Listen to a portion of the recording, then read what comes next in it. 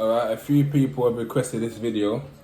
They said, how does a week or a day go in prison? What should you sort of expect, right?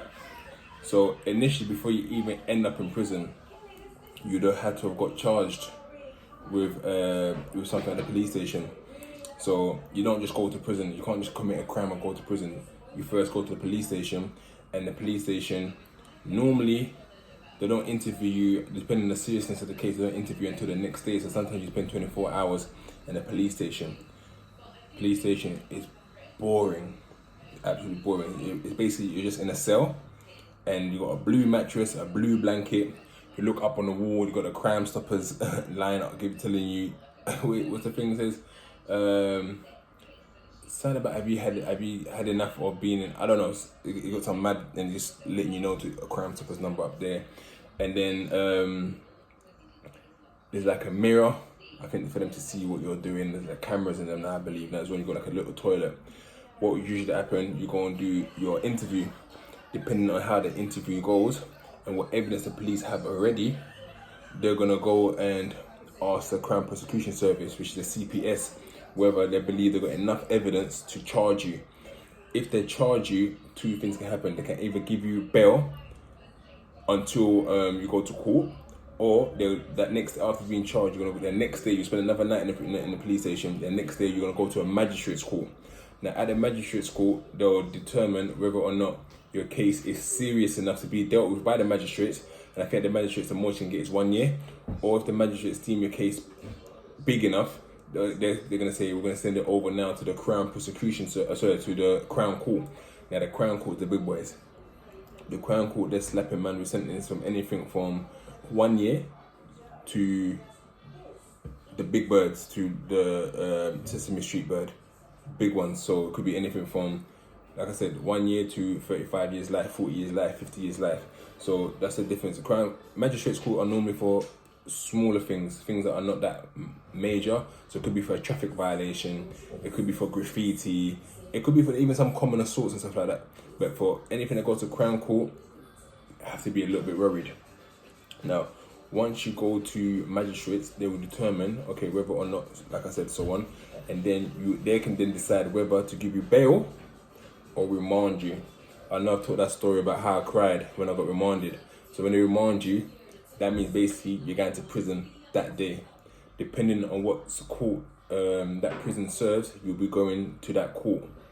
So basically, if you went to the Old Bailey, for example, the prison that the Old Bailey serves is Belmarsh. That's why people end up in Belmarsh. I think it's the same for, I think in the London Crown Court used to be Brixton back in the day. So all different courts have jails that they allocate to. And if you're young, for example, I think if you're in London and you're under the age of 18, you go to Feltham. It doesn't matter what court you're in, you go to Feltham. Things have changed now, because that should be up to 21.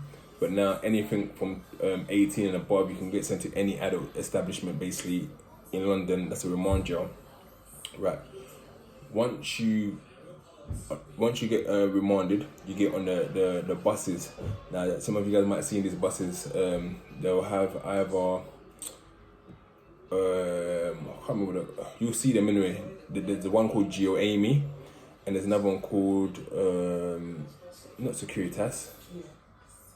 It's Circle, that's it, Circle. There's Circle, and then there's Geo Amy.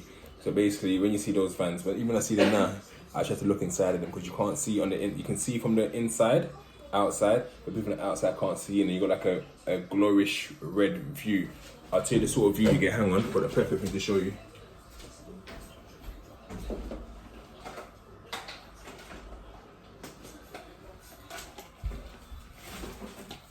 This would be your view of the outside world, a bit clearer than that, but it will basically be that sort of red that you're going to be seeing in the outside world, basically. So anyway, you're on that bus, and then you end up getting to the into the prison. And when you're at the prison, obviously they put the handcuffs back on you. You go through the prison system, and then you go into the the little reception area. Reception, they'll ask you your name. They'll check for your property, what you brought with you. They'll ask you to go through the process. They'll process you into the system.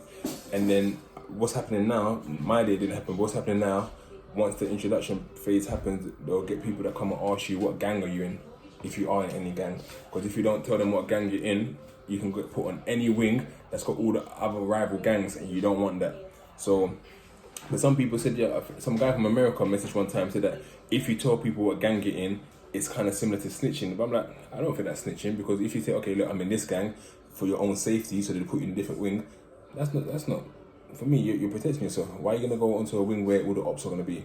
But anyway, you go through that whole process. Induction takes about maybe an hour to 2 hours. They'll give you lunch. If you've got no clothes, they'll give you their prison clothes and so on. They'll allocate your possessions. So if you're new to prison, I guess you won't have all your possessions and so on. But after that, they'll put you on the induction wing.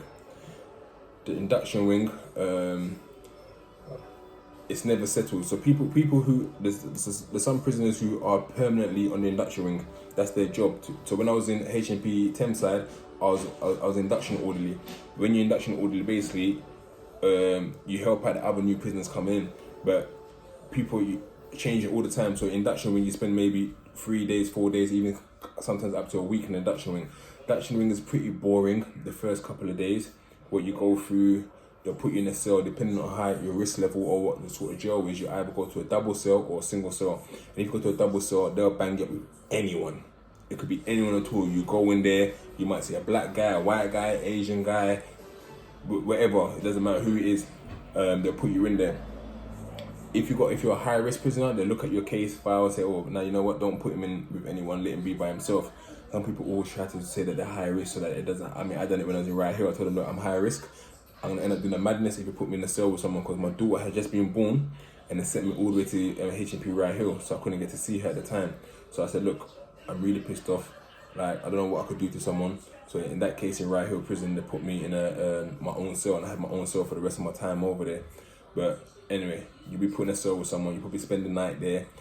Most prisons, you got a TV in your cell. But just before I left jail, I was hearing they're going to do some new thing where if you're new to prison, you have to earn your right to get a TV. So it will be a thing that where you'd have to behave yourself for 2 weeks, and then you can get your clothes and you can get your TV and so on. But back in my day, you just had the TV in your cell. And obviously the cellmate politics in regard to what someone wants to watch, that's what can cause fights as well.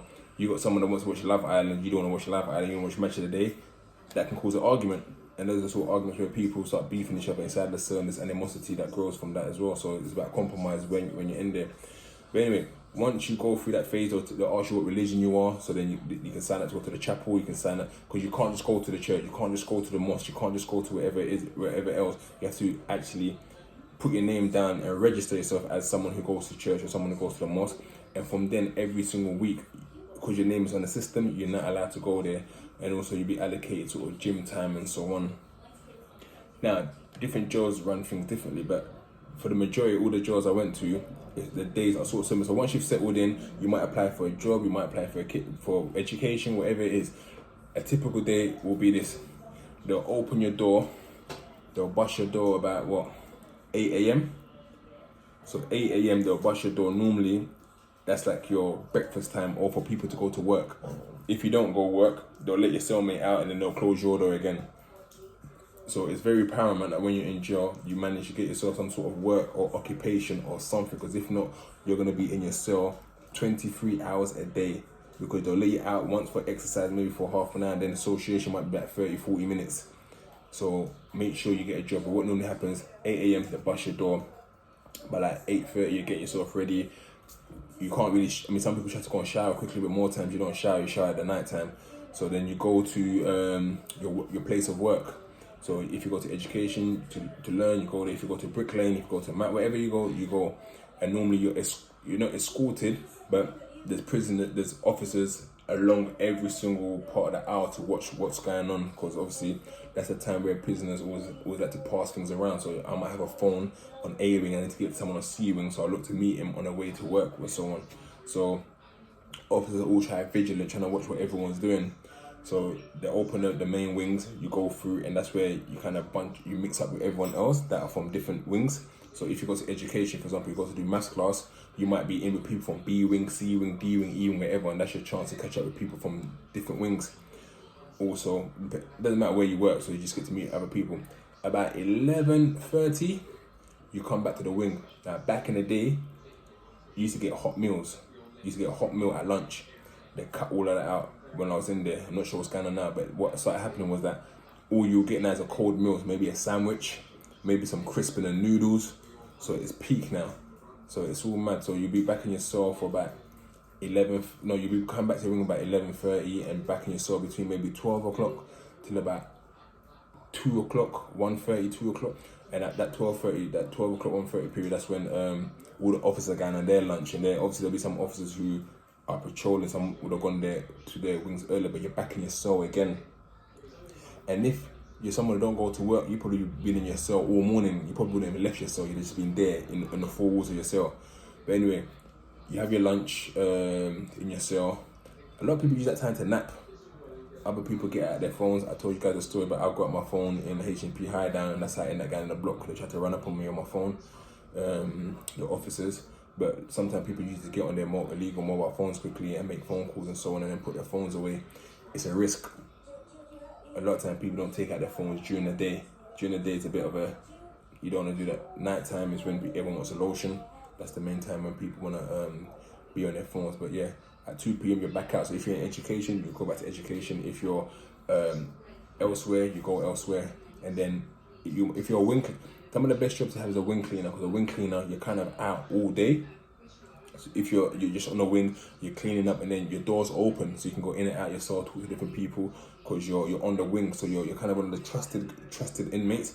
Everybody wants to try and get a wing cleaner job, or even work in the servery. The servery is one of the best places to work, but also a place where lots of fights happen, because on the servery you got all the extra food. When I was in Feltham, I was in the servery as well, so that's why I got quite big when I was in Feltham. So obviously I'm a food man, I love my food, so I always try to get a job in the servery whenever I could. So being there, if they got like 100 pieces of chicken, that will be allocated to everyone, but you might get 2 or 3 pieces of chicken for yourself, 4 pieces of chicken for yourself. You might cut up and cook later. But then what happens if Gary comes by, you give him 1 chicken, and then your brethren comes by and you give your brethren 2 chickens. Gary might look at you, oh, how can we give my man 1 chicken? How can you give Gary 2 chicken, now I'm only getting 1 chicken, and so on. And then beef starts like that, because they look at you like, no, you look at, but, and then another thing that where you can't do something for someone, because sometimes you've got bully boys, hedge guys go, yo, give me more chicken. And you're like, no, I can't give you more. Like, what? And then you're getting to a passer, because obviously, some people act like the police. If you can give someone a few extra bits, give them a few extra bits. But sometimes people try to think that no, they're entitled to that. Also, the other way is you can diet a man.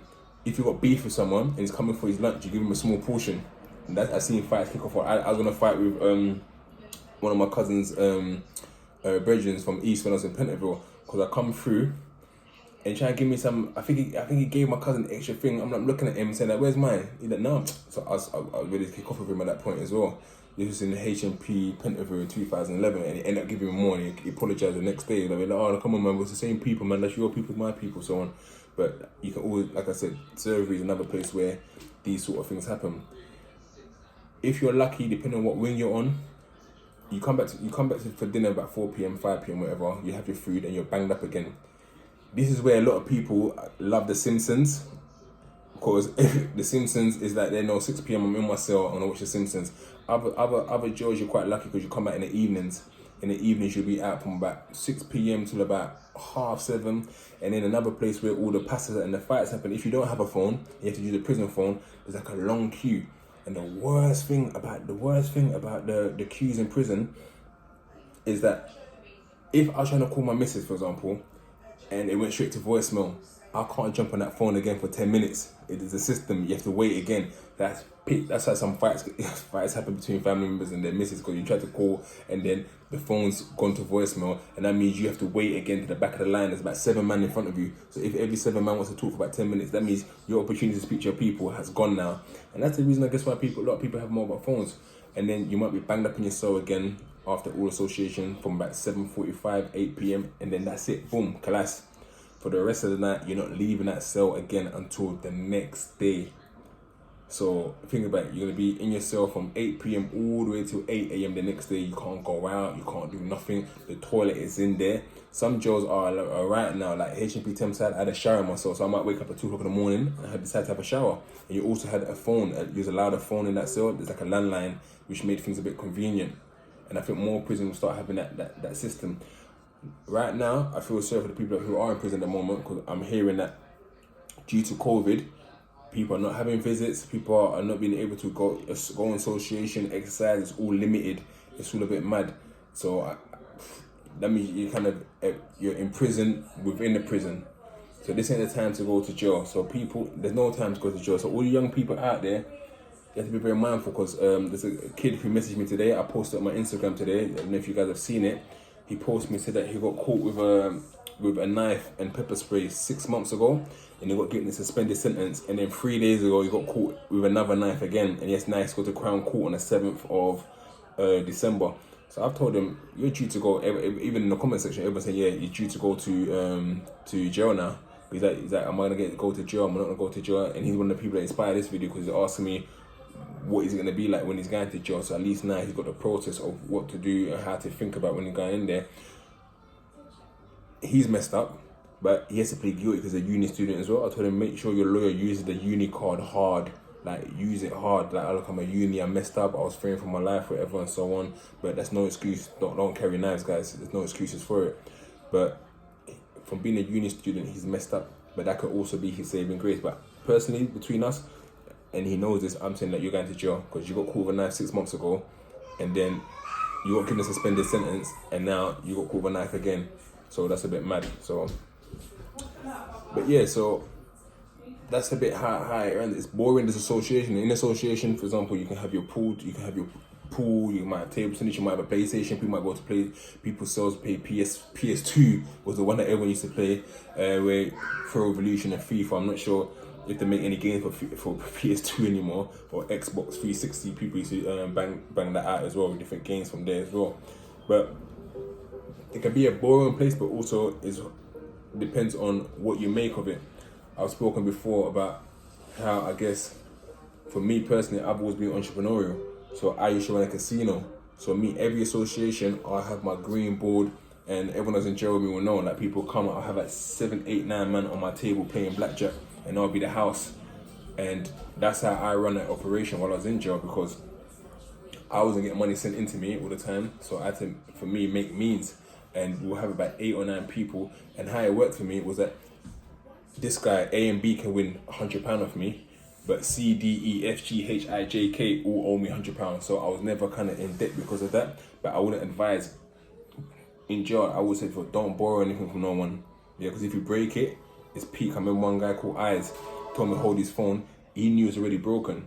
Yeah, this when I was in HMP Wandsworth, I was just young. He knew the phone was already broken. This guy had a reputation, a big hench guy. And his phone was really broken and gave it to me to hold.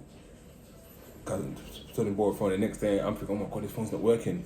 Then you have to pay for it. And then someone told me, nah, you ain't making pay for it. The phone was broken. So don't get yourself involved. Like I said, do not go and buy an illegal mobile phone if you can't look after it. I got into hella passes because of phones, because I actually did cell phones, and also I used to have many phones. Yeah, and people try to rob you. People try to do all sorts of things just to get that phone. So don't. If you do manage to get a phone, keep it yourself. Don't tell no one. Yeah. In fact, don't even get a phone. Don't get involved in spice. Yeah. People are turning into zombies in jail because of that spice thing. It's worse than weed. Yeah. It's synthetic cannabis. They make it. It's chemicals basically. People are literally turning into zombies, and I've seen so much people get into debts because of that. And then they run off a different wing, and then people send out a hit. Yeah, when my man comes to your wing, cut him open and so on. So don't get yourself involved in something that you know you can't do. Don't borrow from no one. Even borrowing someone's DVD. You might think, borrow someone's DVD. Because everyone likes to distribute porn in jail. Like, everyone has DVDs and they pass it on. Obviously, everyone got phones now, which is a bit different. But back in the day, people borrow DVDs and so on. Don't borrow nothing. Do not borrow nothing. Work to get your own and keep it to yourself when you have your own, if you've got something that you shouldn't have, because you end up getting 3 or 4 people in your cell trying to move to you over certain things. And like I said, I told you the story before about me and my guy Kalala from Woolwich, how we went over there and had to do what we had to do. So you have to be very mindful. If you can't defend yourself, don't. I would advise go to the gym. Now, going to the gym don't mean overdo it. You need to become a hench muscle man. But I'll tell you what though, people rarely try to move to anyone that they saw was hench. So if someone's big though, think about it. Don't get me wrong, there's some hench people where they will have 6 or 7 short man go in there and wrap him up because there's bare them. But more times size does mean a thing in jail. When someone says, bro, my man's big, you know, my man's hench, they'll think twice before trying to move to you. Go to the gym as much as you can, do cell workouts, read. I loved the reading when I was in jail. I read bare books when I was in jail. I used to read a lot of trashy books, to be fair. I used to read all them American books. Them American books about gangsters and sort of the trapper's wife. And, you know, them Gangster Chronicles 1, 2, and 3. But what they done was, it actually helped me to say, you know what, I want to be a writer. I want to write something also. It could inspire you. One book I read in jail, which I really loved, was The Alchemist. I definitely advise that. If you're religious, read your Quran, read your Bible, it gives you more wisdom. And just learn. Do something while you're in there. Like I said, everyone used to read my books in jail. But there's some people trying to put you like, what are you writing a book for? You think you're going to write these books? And look now, I've come out of jail and they bought the rights to my books. So don't let no one put you down in regards to what you want to do. But the main thing is get yourself some form of qualification. You can apply for a university, you can apply for an OU degree. Yeah, apply for Open University, that's what I've done. Back in the day, I got a grant. They don't do grants no more. They do a loan system which you have to pay back. But if you got 7, 8, 9, 10 years, whatever it is in there, make the most of it. Learn something. Learn a trade. Learn to be a bricklayer. You can learn to get a gym qualification. I spoke to my brother, and look how funny the world is. My cellmate Attacker, who I told you, that big hench one that me and him were gonna fight in HMP Ford. He's now, remember, he's a proper gym man. He's now my brother's fitness trainer. My brother called me the other day. He's like, oh, hang on, I'm with someone that wants to chat to you. I'm like, who's that? He's like, Kasanga. So he said my name like that. I said, yo, Attacker. He's like, yeah, you remember my voice. And now he's my brother's fitness trainer. So he used the skills, because he's a gym man in jail. He used whatever skills he got there, qualification. Now he works in the gym. He's a PT. So these are the sort of things that when you go to jail, don't just go to jail and think, oh, it's light work. It's just going to be time to pass. Use it as university. Use it as a period to learn and come out and try and better yourself. I think that if I didn't think about the things I wanted to do when I was in jail, I'd come out and just gone back to the same things again. And avoid getting involved in stupidness and madnesses that can affect you back on the road. I've seen some people where they got involved in madness, got involved in other people's beef, and they came out on the road and they end up getting killed or shot because they tried to get involved in things that they had nothing to do with them. So, but anyway, hopefully that helps anyone that's getting a sentence soon, anyone that's on remand, anyone that's about to get convicted. I might do one next time about how, I think I've done one about how it feels to get convicted and a guy into jail and getting your sentence. I think I've done that one already, but yeah, I hope this is a lesson for you that, you know, you avoid jail. Anyway, people, peace.